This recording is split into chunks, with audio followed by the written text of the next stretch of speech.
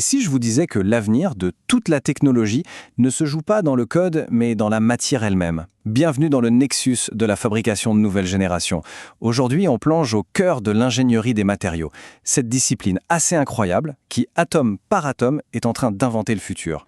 Tout est parti d'une question que beaucoup se posent d'ailleurs. Un étudiant qui hésite. Pour concevoir les appareils électroniques de demain, est-ce qu'il vaut mieux choisir la mécanique ou les matériaux? Et ce dilemme, c'est notre point de départ. Et voilà sa question. On sent bien l'hésitation, hein. D'un côté, il y a une vraie passion pour la science des matériaux. De l'autre, il y a cette peur, cette crainte, que ce soit une voie un peu trop théorique peut-être, et un peu loin de la conception de produits bien concrets. C'est cette idée reçue qu'on va décortiquer ensemble. Alors, première étape, il faut bien comprendre la différence fondamentale entre les deux. Parce que choisir entre ces deux domaines, c'est avant tout une question d'échelle. Est-ce qu'on s'intéresse au produit dans son ensemble, au macro, ou aux ingrédients qui le composent, au micro? En fait, cette analogie, elle résume tout parfaitement. L'ingénieur mécanique, c'est l'architecte du produit. Son job, c'est d'assembler les pièces pour que le système global, que ce soit un smartphone ou une voiture, fonctionne nickel. L'ingénieur matériau, lui, c'est un peu le chef cuisinier. Il n'invente pas le plat, il invente l'ingrédient. Son but, ce n'est pas juste d'utiliser du métal, c'est de créer l'alliage spécifique qui va le rendre plus léger, plus résistant. L'un conçoit le plat, l'autre crée le goût.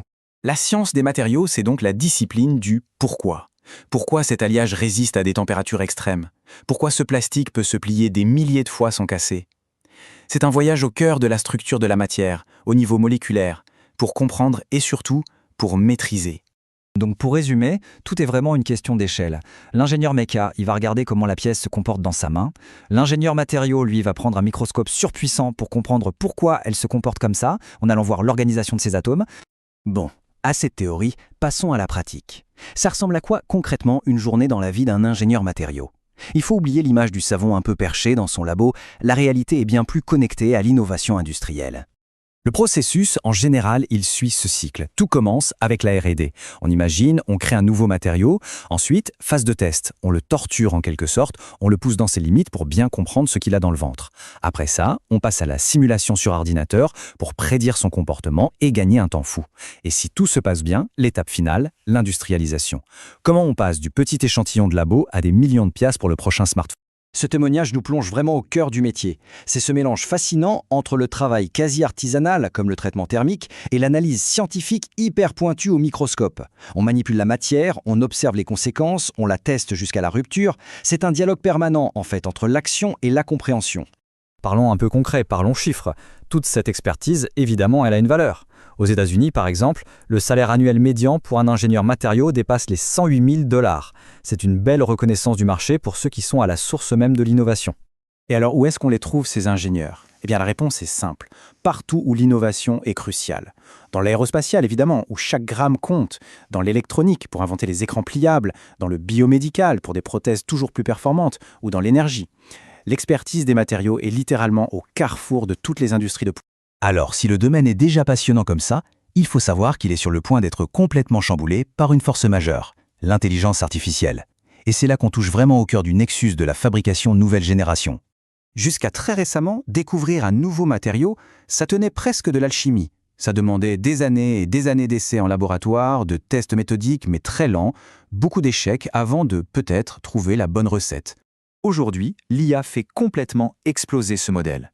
Ce qui prenait parfois une décennie de travail se fait maintenant en quelques semaines, voire quelques jours. Il faut imaginer une IA qui scanne toute la recherche scientifique mondiale en une nuit, qui prédit les propriétés de millions de matériaux qui n'existent pas encore et qui ensuite guide des robots pour fabriquer les plus prometteurs. Ce n'est plus de la science-fiction, c'est ce qui se passe en ce moment. Retenez bien ce chiffre, 11,5 millions. Ça paraît un peu abstrait comme ça, mais ce nombre représente à lui seul une révolution. Il symbolise la puissance brute de cette nouvelle approche. Mais 11,5 millions de quoi, au juste? Eh bien voilà la réponse. C'est le nombre de compositions d'alliages que l'IA a pu analyser pour développer un nouveau matériau pour l'impression 3D dans l'aérospatiale. 11,5 millions. Une tâche qui aurait pris des siècles à une équipe humaine. Et le résultat?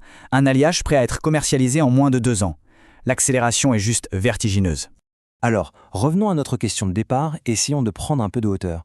S'orienter vers l'ingénierie des matériaux aujourd'hui, ce n'est pas juste choisir un métier.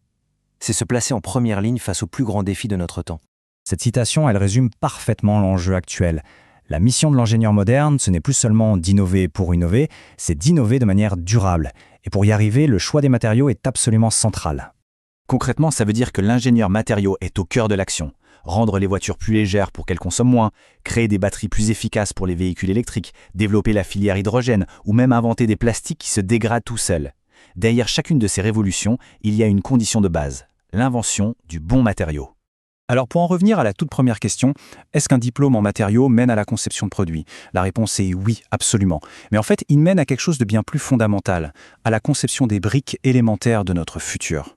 L'avenir ne sera pas seulement assemblé, il sera imprimé en 3D, il sera cultivé, il sera créé à partir de matériaux qu'on est en train d'inventer aujourd'hui. La vraie question, ce n'est donc plus quel chemin choisir, mais plutôt qu'est-ce qu'on va bien pouvoir créer avec un tel pouvoir entre les mains.